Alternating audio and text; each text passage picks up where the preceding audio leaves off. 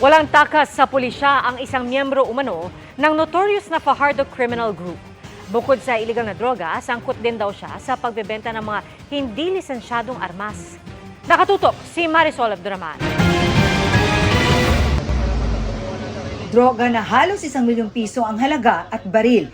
Ilan lang yan sa mga nasabat ng Quezon City Police District Station 6 sa kanilang target na si Zorin Almazan. Arestado rin ang kasamahan niyang si Herbert Bignay. Ang baril na nakuha sa suspect naka-issue pa raw sa PNP. Sinubmit natin sa forensic group para mabalistic examination at malaman natin kung kanino naka-issue. Ayon sa QCPD, si Almazan ay miyembro ng notorious na Fajardo Criminal Group na sangkot sa iba't ibang krimen, gaya ng pagnanakaw, pagpatay at iba pa. Meron din silang, I think, 4 na warrants of arrest na na-issue ng iba't ibang korte. Bukod sa droga, gun for hire din daw ang grupo ni Almazan at sangkot din sa pagbebenta ng loose firearms. Sila na rin yung tinatap ng mga drug syndicates para patayin yung mga downline, small-time pushers na hindi nakakarimit ng pinagbentahan ng drugs, kulang, at yung mga itinatakbo yung mga pagbentahan.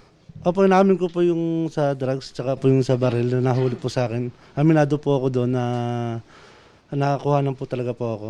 Maging pagpatay sa mga tauhan umano ng mga sindikato ng droga. Utos lang po sa mga, halimbawa po, mga sumabit lang ho na sa drugs. Nagbebenta rin kayo ng mga loose firearm.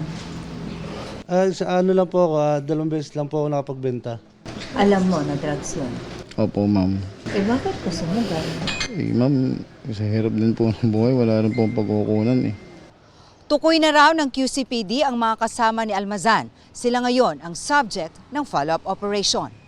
Para sa GMA Integrated News, Marisol Abduraman.